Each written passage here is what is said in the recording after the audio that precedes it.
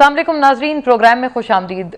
PTI chairman साबिक वज़ीर आज़म जनाब इमरान खान साहब अपने उस वादे के तहत जो कि उन्होंने इस्लामाबाद हाई कोर्ट से किया था, पहुंच गए खातून जज ज़ेबा के दफ्तर और उनसे माफ़ी मांगने के गर्ज से आज उनको वहां पर देखा गया। लेकिन खातून जज ज़ेबा साहिबा वहां पर मौजूद नहीं थी और इसलिए उनकी एब्सेंशिया में खान साहब ने फिर भी उन तक जो अपनी माफ़ी थी वो आगे कन्वे की। अब नाजरीन बहुत सारी बातें इसमें करने वाली हैं। एक तो ये कि खान साहब का इससे जो उनके लीगल और सियासी मसाइल हैं, क्या उनके अंदर कोई कमी आएगी, कोई बेहतरी आएगी? एक तो ये बहुत अहम बात है।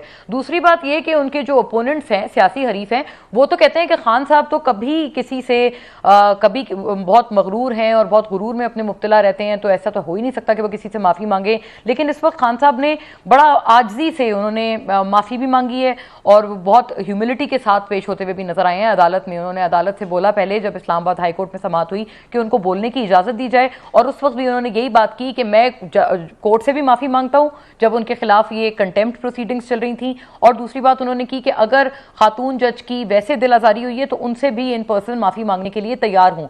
क्या ऐसे इमरान खान का जो एक इंप्रेशन है जो कि उनके सियासी हरीफ बताते हैं वो गलत साबित नहीं होता? एक तो ये नंबर 1 बात करेंगे। लेकिन उनके सियासी हरीफ ये भी कहते हैं कि खान साहब जो दूसरों को कहते हैं कि डट के रहो और किसी से डरना नहीं है और लड़ना है, वो खुद इस वक्त माफ़ी तलाफ़ी में मुब्तला नजर आते हैं। तो क्या ये बड़ा एक संगीन कॉन्फ्लिक्ट नहीं है जो कि खान साहब अपने फॉलोअर्स के हवाले से एक बात कर रहे हैं, उनको एक बात कह रहे हैं, लेकिन दूसरा उनका जो अपना कंडक्ट है वो बहुत इस वक्त माफ़ी के हवाले से और एक सबमिसिव तरह से नजर आ रहा है। लेकिन नाजरीन इसमें भी एक दूसरा एंगल है और इस कहानी में एक ट्विस्ट है। वो ट्विस्ट ये है कि खान साहब ने आज जब तकरीर की तो उन्होंने एक दफ़ा फिर न्यूट्रल्स के ऊपर बात की। उन्होंने मुल्क के मुहाफिजों पे, चौकीदारों पे बात की। उन्होंने कहा कि जी अगर चोरी हो रही हो तो कौन कह सकता है कि चौकीदार कैसे कह सकता है कि वो न्यूट्रल है? फिर से उनके वही कोवर्टेड और ओवर्टेड रेफरेंसेस हमें इस्टेब्लिशमेंट के हवाले से आज फिर नजर आए। तो एक तरफ तो कोर्ट से माफ़ी तलाफ़ी, लेकिन दूसरी तरफ वही कोवर्टेड रेफरेंसेस का सिलसिला। क्या स्ट्रैटेजी है आखिर खान साहब की, इसके ऊपर बात करेंगे। दूसरी बात नाजरीन, ऑडियो लीक्स के बाद ऑडियो लीक्स यके बाद दीगरे लीक्स का सिलसिला जारी है और लीक्स का मौसम जारी है। अब इसमें एक दफ़ा फिर से जद में आ गए हैं जनाब इमरान खान साहब। जो सेकेंड ऑडियो आई है उसमें असद उमर साहब भी हैं मौजूद और शाह महमूद कुरैशी साहब भी मौजूद हैं। यानी कि जो सीनियर लीडरशिप है पीटीआई की वो इसके अंदर उनके ऊपर संगीन इल्जामात और संगीन सवालात नजर आ रहे हैं कि लग रहे हैं। लेकिन पीटीआई का इसमें मौक़िफ़ ये है कि जो डिस्टॉर्टेड ऑडियो है उसको ट्विस्ट किया गया है और जो नीचे लेबल्स लगाए गए हैं उसमें ऐसा इंप्रेशन जानबूझ के गलत तरह से गलत बयानी करके दिया जा रहा है कि जैसे इमरान खान साहब सिर्फ और सिर्फ सियासी मकासद के लिए उस साइफर को साजिश बनाकर प्रेजेंट कर रहे थे। दूसरी तरफ नाजरीन हुकूमत वक्त अब ये दावा करते हुए नजर आए हैं कि वजीर आजम हाउस, वजीर आजम ऑफिस मुकम्मल तौर पर डीबग कर दिया गया है। लेकिन ऐसा लगता है बहुत देर हो गई मेहरबान को आते आते। अब डीबग होने का क्या फ़ायदा अब इसके बाद, क्योंकि मजीद जो हैकर है वो कह रहे हैं कि और भी लीक्स हैं और भी इंकशाफात हैं, ऑडियोज़ के साथ वीडियोज़ भी मौजूद हैं। अब अगर ये डीबग होना ही था तो इतना टाइम क्यों लग गया और ये जो एक बहुत एम्बेरसमेंट से मुल्क को गुजरना पड़ा है, चाहे वो पीटीआई की ऑडियो लीक हो या हुकूमत वक्त की ऑडियो लीक हो, this is embarrassing for the country. इतनी देर लगी आपको डीबग करने में। अगर ये वाकईतन इतना आसान था और 1-2 रोज में हो गया तो ये पहले क्यों नहीं किया गया? ये भी एक बड़ा संगीन सवाल है जो कि हुकूमत वक्त के ऊपर आता है, because at this present point in time incumbent government in तमाम चीज़ों की रिस्पॉन्सिबल नजर आते हैं और उनकी तरफ से ये एक बहुत क्रिमिनल नेग्लिजेंस है जो कि पिछली हुकूमत, दौरे हुकूमत में भी होती रही है। क्योंकि खान साहब की भी ऑडियो लीक्स का एक की बारिश सी नजर आती है और वो कहते हैं कि मेरे हवाले से तो वीडियो भी आने वाली है। हुकूमत भी कहती है कि उनके हवाले से कुछ वीडियोस भी मौजूद हैं। तमाम मामलों पर बात करेंगे, उस पर जो लीगल एक्सपर्टीज़ है वो भी शामिल गुफ्तगू रखेंगे और सियासी व्यू पॉइंट्स भी। मेरे साथ जो पैनल तशरीफ़ फरमाए नाजरीन, सदाकत अली अब्बासी मुझे ज्वाइन पाकिस्तान तहरीक इंसाफ से, मेंबर कौमी असेंबली। आपको मैं साबिक तो नहीं कह सकती क्योंकि आई थिंक आपका अभी तक इस्तीफ़ा कबूल नहीं हुआ है। वेलकम ऑन बोर्ड सदाकत साहब, शुक्रिया आपके वक्त के लिए और आपसे आपकी जमात का मौक़िफ़ हम रेलिवेंटली इन तमाम अमूर पे जानेंगे। Very pertinent voice from his party. Qadir Khan Mandokhel नाजरीन हमें ज्वाइन कर रहे हैं, रहनुमा पाकिस्तान पीपल्स पार्टी, मेंबर कौमी असेंबली। और चूँकि आप लॉयर भी हैं तो लिहाजा इन तमाम एतबार से भी डॉक्टर कादिर खान मंदोखेल सियासी एतबार और एज वेल एज दिस हमारी रहनुमाई करेंगे। वेलकम आपको भी। बैरिस्टर मोहम्मद अहमद पंसोता नाजरीन मुझे ज्वाइन कर रहे हैं तमाम मामले पर तज्जिए तबसरे के लिए और उनका भी हम लोग जो लीगल ओपिनियन है तमाम मामलों पर इसी तरह से ऑन बोर्ड रखेंगे। आप हमारी लीगली भी रहनुमाई कीजिएगा। वेलकम ऑन बोर्ड जी पंसोता साहब। सदाकत अली अब्बासी साहब, आपसे अगर मैं बात का आगाज करूं, क्योंकि जो खान साहब की माफी है उससे तो हम लोग सवाल पुटअप करेंगे कादिर खान मंदोखेल साहब को, लेकिन आपसे ये अर्ज है, एक तो ये बताइएगा कि जो मातहत अदालतें हैं, एक तरफ वहां से तो माफिया मांग रहे हैं इमरान खान साहब और रिलीफ की एक तगोदौ में नजर आ रहे हैं, लेकिन जो ऊपर जो कोर्ट्स हैं या हायर कोर्ट्स हैं वो तो आपके मुखालफिन को भर भर कर इस वक्त रिलीफ दे रही हैं और बहुत बड़े पैमाने पर नजर आ रहा है। क्या हो गया है हवाओं के रुख को? और ये तो आपके क्लेम्स की बिल्कुल डिफाइंस हो गई है, जो आप कहते थे कि तमाम चीजें अब आपके हक में होने वाली हैं। जी मोना साहिबा, बहुत शुक्रिया। सवाल के दो हिस्से हैं। एक तो इमरान खान साहब ने खातून जज से आज जाके माफ़ी मांगी, और ये कोई खान साहब आज की बात नहीं है, ये तो खबर पुरानी है। उन्होंने कहा था कि उनको उस वक्त लगा कि कोई वो मैजिस्ट्रेट हैं और वो अदलिया का हिस्सा नहीं है जब उन्होंने बात की थी, क्योंकि उसी वक्त उनको ज़ाहिर है जलसे में उन्होंने बात की थी।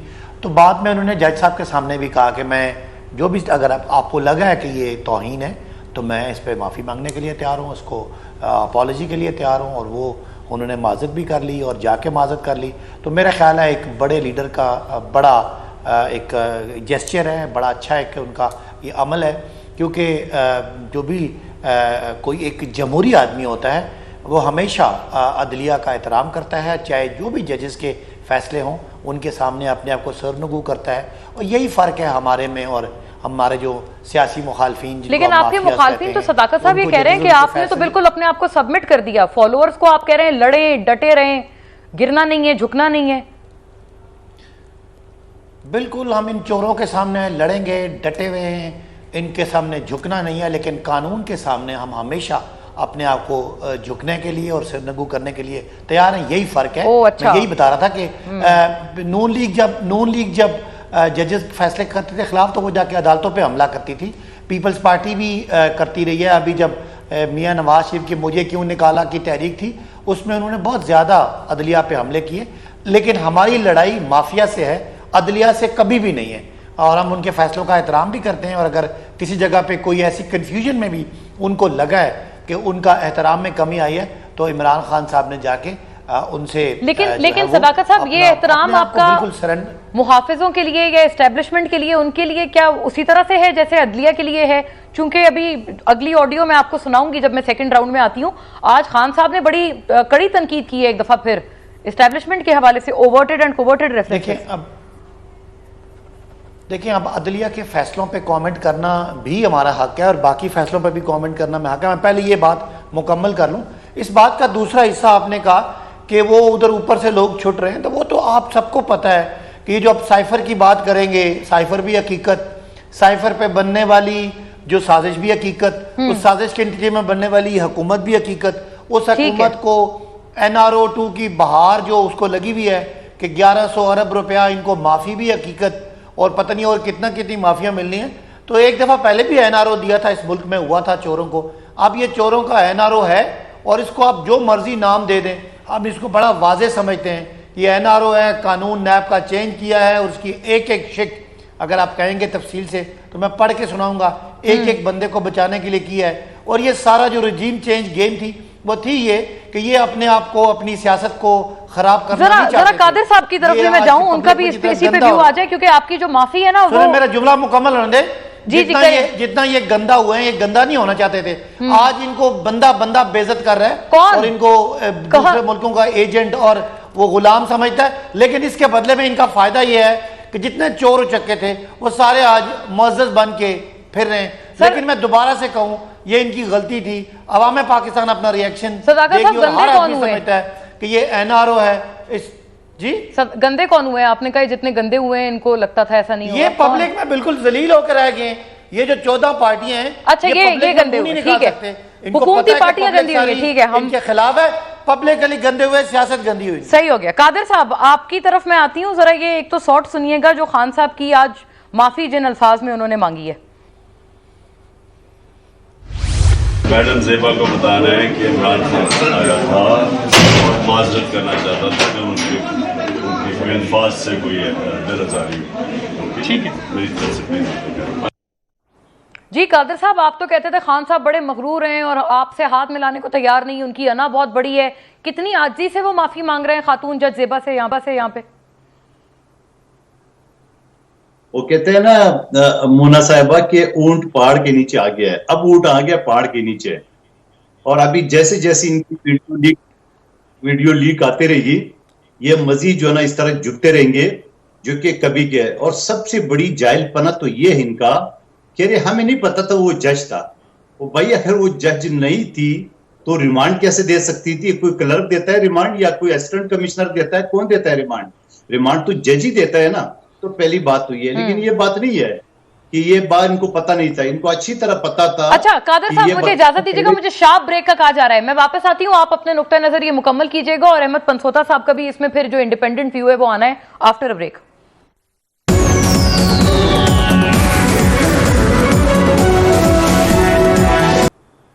वेलकम बैक नाजरीन जी। कादर साहब आप मुकम्मल कीजिएगा अपना जुमला। अभी आपने सुना सदाकत साहब ने कहा आपको लग रहा था कि कोई इसमें मसला नहीं होगा, लेकिन बहुत गंदे हो गए हैं सारी हुकूमती जमातें जब ये तमाम आपने NRO2 दिया है अपने आप को। अच्छा, कोई पंसूटा साहब मेरी जबान अच्छी तरह समझ रहे हैं क्योंकि वो कानूनी आदमी है और तो समझेगा भी तभी ना समझ की बातें करेगा।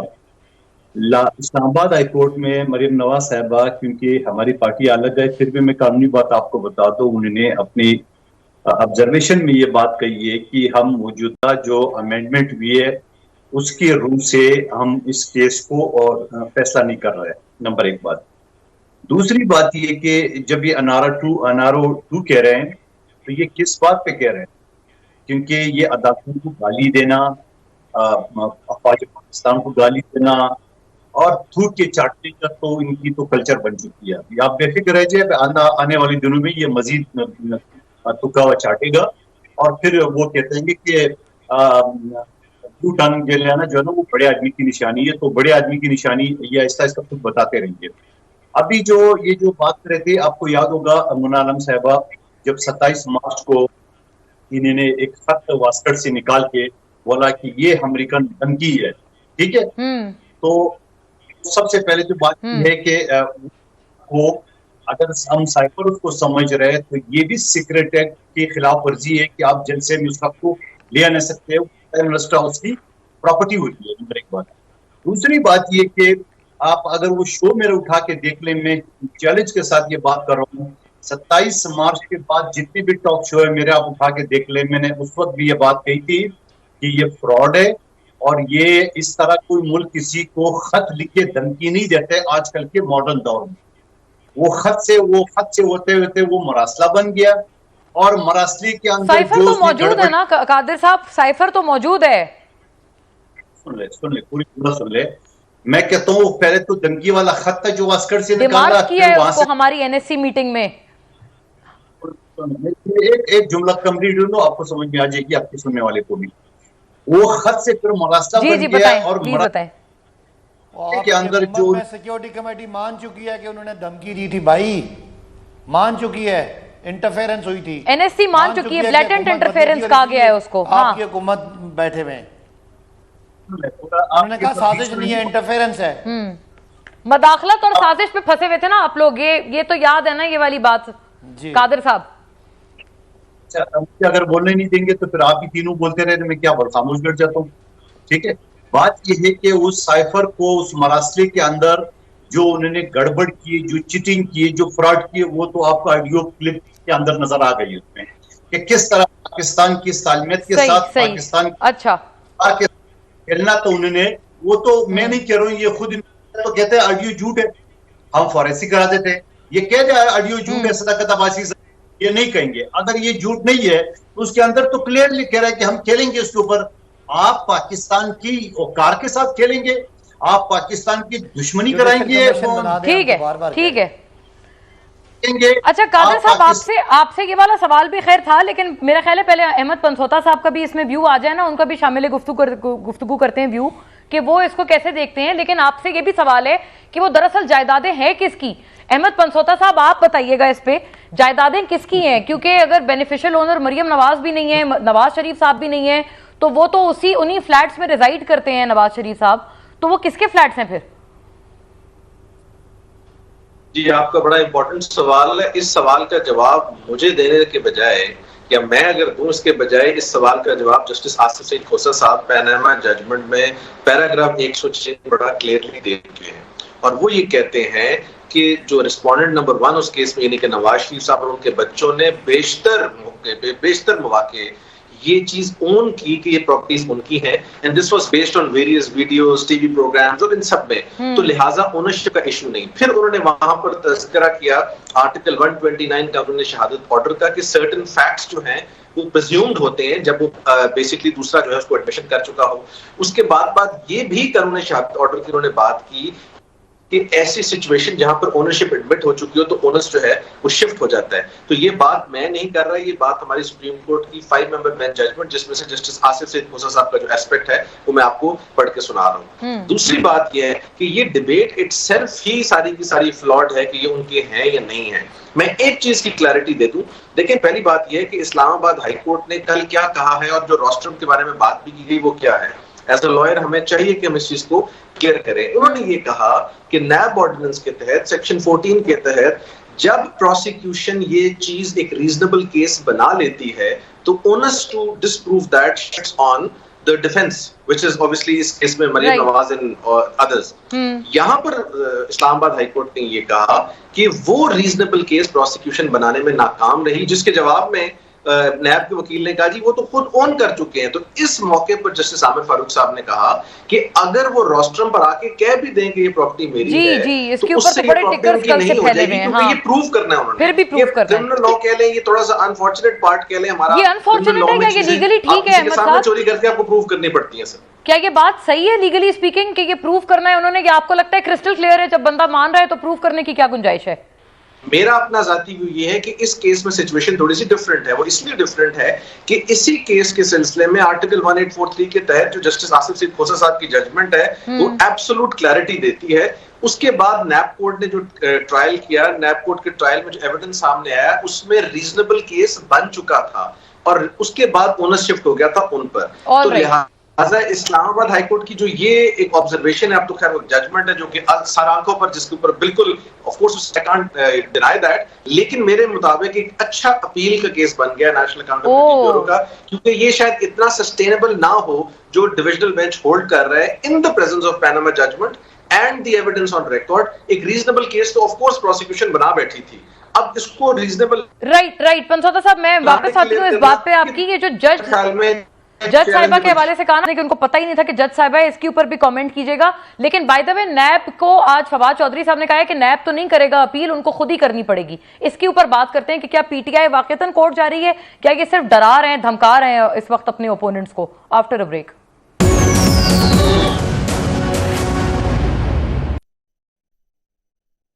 का मुख्तसरन अगर आप जवाब फरमा पाए कि ये जज जेबा का तो पता ही नहीं था कि वो जज हैं, उनको तो मजिस्ट्रेट समझा था। अभी कादिर साहब कह रहे थे कि कोई क्लर्क तो नहीं देता ना जमानत या ना जमानत ना देने का हुक्म।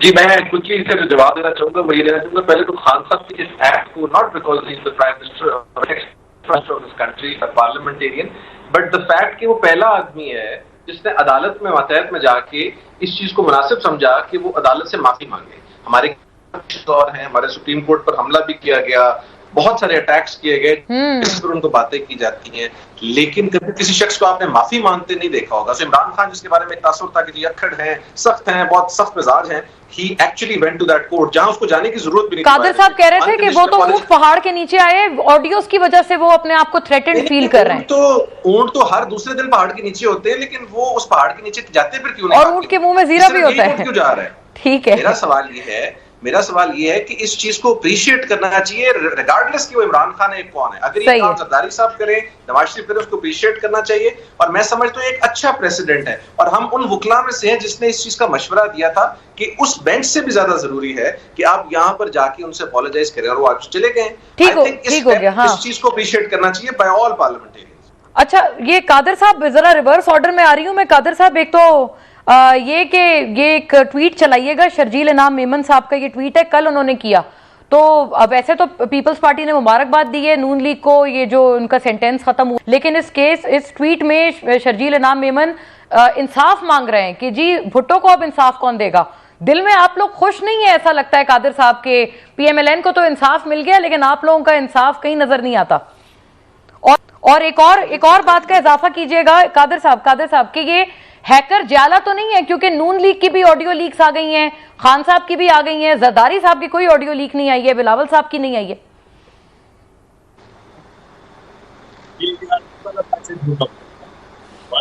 लेकिन हम काम करते हैं और सख्त भुट्टो साहब का जो फांसी जो के मुकदमे में खुद उस वक्त के चीफ जस्टिस नसीम असलम शाह ने कहा अपनी किताब में कि मुझसे गलती हुई है, और फलसूदा साहब इस बात की तस्दीक करेंगे कि पाकिस्तान के 75 साल का ये पहला मुकदमा है हाई कोर्ट में चला है, ना उससे पहले कभी चला था ना उसके बाद कभी चला है। और उसके बावजूद फिर एज ए सदर पाकिस्तान आसिफ अली जरदारी साहब ने सदारती रेफरेंस भेजा सुप्रीम कोर्ट में, जो आज तक सुप्रीम कोर्ट की अलमारी में जो है ना वो न जाने कहाँ पे गुम हो गया। तो हम तो आज भी तलबदार है इंसाफ का। बाकी मरियम नवाज साहिबा का या इमरान खान साहब को जमानत हुए या सदाकत अली अब्बासी साहब अल्लाह ना करे किसी केस में फंस जाए, उसको जमानत हो जाए, बरी हो जाए, हम तो मुबारकबाद देंगे। आपका इरादा तो नहीं है, आप उनको क्यों पेशन गोई कर दी आपने? मुझे भी मौका दीजिएगा। जी जरूर बिल्कुल। दूसरी बात जो आपका इरादा तो नहीं है सदाकत साहब की तरफ आप? बिल्कुल, ये शरीफ आदमी है, इसको जबान शरीफ आदमी। अच्छा, सवाल ये है कि दूसरी बात ये कहना चाहता आपको NOC मिल गई है सदाकत साहब? जी मैंने सुना नहीं इन्होंने क्या कहा, मैं अपनी बारी पे जवाब दूंगा। जी जरूर। हाँ, ये समझ नहीं आई इन्होंने क्या कहा। उन्होंने कहा, मैंने पूछा, वो कहते हैं अगर जमानत मिल जाए सदाकत साहब को तो मुबारक देंगे, तो मैंने कहा आपका इरादा तो नहीं है, तो वो कहते हैं उनकी जबान तल्ख है लेकिन शरीफ आदमी है, तो NOC मिल गई है आपको। जी कादिर साहब आप कंटिन्यू करें जरा। आपने जो इमरान साहब की माफी की बात की है, मैं आपको दोबारा कहता हूँ, बिल्कुल मैं इनसे दफा करता हूँ, ये अच्छी है, मगर इस अच्छी बात के पीछे डर भी है, क्योंकि अभी contempt of court Islamabad high court में पेंडिंग है। तो इस डर की वजह से उनको उगला ने मशवरा दिया होगा कि आपकी जानी वो कैसे मौके किसी खुश नसीब को मिलते हैं कि जब वो जवाब देते हैं कंटेम्प्ट पे और वो कोर्ट फिर भी कहते हैं कि नहीं जी सोच समझ के ले आओ, अच्छा जवाब लाओ, तो ऐसे खुशकिस्मत लोगों को मिलती है। ठीक है, लेकिन आप ये है कि नंदलेस आप कह रहे हैं कि ये अच्छी बात है लेकिन प्रेशर में की है। हैकर का बता दें, हैकर जाला तो नहीं है सर, पीपल्स पार्टी का प्रो तो नहीं है हैकर? देखिए, हैकर अगर ज्यादा हुआ तो मैं समझ रहा हूँ कि इतनी पहुंच हमारी नहीं है। अभी आप दूसरी खबर आपको बता दूं कि अभी जो आज काबीना में ये बात सामने आई है कि जो साइफर साहब की पार्टी खेल रही है, वो साइफर गायब हुए सिरे से। वो जब जज जेबा साहबा या कोई रिमांड देगा तो पता चलेगा साइफर कहाँ पे छुपा हुआ है, कहाँ पे रखा उसने। वो साहब है, वो जालसाजी जो उनके पास। और मैं समझ रहा हूँ कि आज काबीना ने बड़ा अच्छा फैसला किया। आपके ऊपर सवाल आया ना, ये तो आपकी गवर्नमेंट पे सवाल आया, आपने साइफर ही पूरा का पूरा गायब कर दिया। नहीं, ये हैकर बहरहाल आप कह रहे हैं जाला नहीं है, आपकी पहुंच नहीं है वहां तक, सही है। रिकॉर्ड साफ, अच्छा, ये गोगा गोगी का रिकॉर्ड भी साफ कर गए, ये सारी चीजें साथ ले गए। लेकिन अभी मैं लेडी जज है उसका बार बार नाम नहीं लूंगा, इसको जो रिमांड वांड मिलेगा, जो मुलजिम होगा तो फर बोलेगा कि वो साइफर कहाँ पड़ा हुआ है, करप्शन कहाँ की है, चोरी कहाँ की है, ये सब बताएंगे बिल्कुल। अभी आने वाला वक्त ये इलेक्शन भूल जाएंगे जब इनके पीछे सारी करप्शन की दास्तानें खुलेगी। अच्छा, अभी कोई ऐसे आपके इरादे हैं? जरा सदाकत साहब एक जुमले का जरूर इसके ऊपर आप रिस्पॉन्ड कर दें, मैं तफसीली जवाब आपका ब्रेक के बाद मांगती हूँ। ये जज जेबा के हवाले से जो बात है, और क्या आप भी लफ्जी गोलाबारी कर रहे हैं कि ये आप अभी जाएंगे चैलेंज करेंगे मरियम नवाज साहिबा के हवाले से डिसीजन? अभी तक कोई ऐसी चीज आपने की नहीं है कानूनी तौर पे, कौन आपको रोक रहा है? देखिए, वो तो लंबी बात है, छोटी बात यह है कि आपने, मैंने और पूरा पाकिस्तान ने सुना कि मियां नवाज शरीफ 1992, 93, 94 से उस घर में रह रहे हैं एवनफील्ड फ्लैट्स में, और उनके बेटे यहाँ पे टीवी पे आके हुसैन नवाज कह चुके हैं कि अल्हम्दुलिल्लाह नीलसन और नेस्कोल इस फ्लैट को ओन करते हैं और हमारी हमशीरा इसकी बेनिफिशियल ओनर है। अब मुझे नहीं पता हमारा जो निज़ाम इंसाफ है उसको और क्या चाहिए कि एक पब्लिक ऑफिस होल्डर है, एक प्राइम मिनिस्टर है मुल्क का, उसकी सही सदाकत साहब, मुझे ब्रेक का कहा जा रहा है, मैं ब्रेक के बाद आपकी तरफ आ रही हूँ, फिर आप मुकम्मल कीजिएगा, और पंसोता साहब का भी इस पे व्यू चाहिए। ब्रेक नाज़रीन।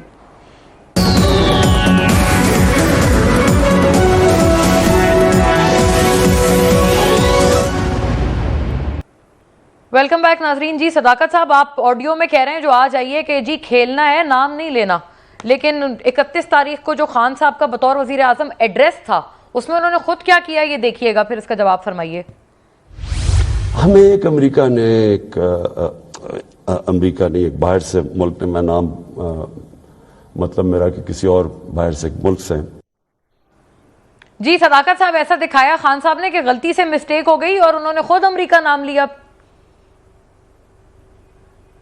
देखें, जब ये साइफर आया था और डिस्कशन हो रही थी तो बहुत सारी मीटिंग में मैं भी मौजूद था, तो ये डिसाइड हुआ था कि हमने पाकिस्तान के जो भी मामलात हैं, जब तक चीज़ें बहुत ज़रा सामने ना आए, एक एहतियात से काम लेना है और पाकिस्तान के जो रियासत के जो मामलात हैं, ताकि उसमें कोई ऐसी जो आपकी सफारती मामला है वो कोई डिस्टर्ब ना हो, तो शुरू में इसके लिए इंतहाई एहतियात की गई। ये एहतियात थी सर, खुलना शुरू हो गई। एहतियात ना करते तो क्या होता?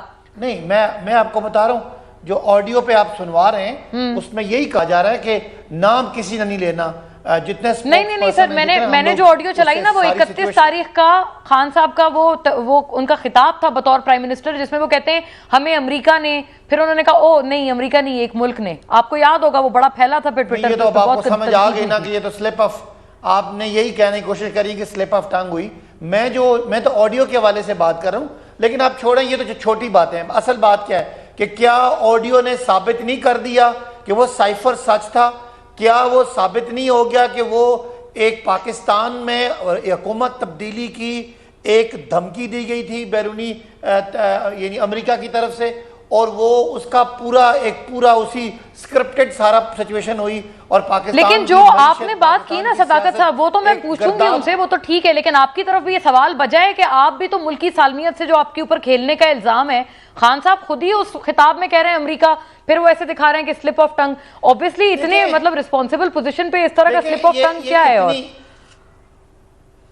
देखिए, उस वक्त जब तक ये चीज सामने नहीं आई थी और साजिश अभी तक उसका यानी अमल दरामद नहीं हुआ था, उस वक्त तो इसका रखा गया। लेकिन जब उन्होंने कोई लिहाज नहीं किया और वो सारा सामने आके बंदे बिकना शुरू हो गए, सिंध हाउस में मंडियां लगना शुरू हो गई, और वो सारा प्रोसेस आज जो ये लोग फारिग हो रहे हैं, हम समझते हैं ये सारा वो उसी रजीम चेंज का हिस्सा है, पूरे प्लान का। ये जितना नैब के कानून चेंज हुए, एक एक केस को सामने रख के एक एक शिक बदली गई कि जी बाहर से कोई एविडेंस नहीं आ सकती। 100 से कम जो अगर पब्लिक एट लार्ज पे फ्रॉड है उसका केस नहीं बन सकता। जो एसेट्स की डेफिनेशन है वो चेंज होगी। ये सारे जो किए गए, ये सारा उसका हिस्सा है। पीपल्स पार्टी, नून लीग और जेयूआई ने मिलके ये ठीक है, लेकिन ये कि हैकर थोड़ा मेहरबान जरूर है पीपल्स पार्टी के ऊपर, उनकी कोई ऐसी लीक नहीं है कि पंसोता साहब का आखिरी कमेंट भी मांग लूं। जी एक जुमला प्लीज, आखिरी बात कर लूं। ये पूरी कोशिश कर रहे हैं, ये उसमें फंस चुके हैं, अब ये बहाने ढूंढ रहे हैं कि हम साइफर ये है और साइफर वो है, और ये मुख्तलिफ ऑडियोज वीडियोज निकाल के ओके अटेंशन हटा रहे हैं। आप कह रहे हैं बचे, लेकिन क्या दोनों तरफ से ये दोनों इतराफ से ये इल्जाम लगाया जा रहा है कि आप दोनों अपने अपने इशू से अटेंशन हटाने की कोशिश कर रहे हैं की कमजोरी नहीं है और सिक्योरिटी थ्रेट नहीं है पाकिस्तान को। ये शर्जील मेमन साहब का जो ट्वीट था, जी पंसोता साहब जरा उसके ऊपर बताइएगा, क्या रीजन है कि ये ट्वीट करने की जरूरत पेश आई? गवर्नमेंट भी इनकी है और ये लोग इंसाफ मांग रहे हैं। शर्जील मेमन साहब का तो पीपल्स पार्टी से ताल्लुक ही कोई नहीं है मेरे अपने जाती नजर में। मैं भुट्टो साहब का बहुत एहतराम करता हूँ, उन लोगों में से हूँ जो भुट्टो साहब के बारे में पढ़ के अभी तक आप आई थिंक अपनी मीडिया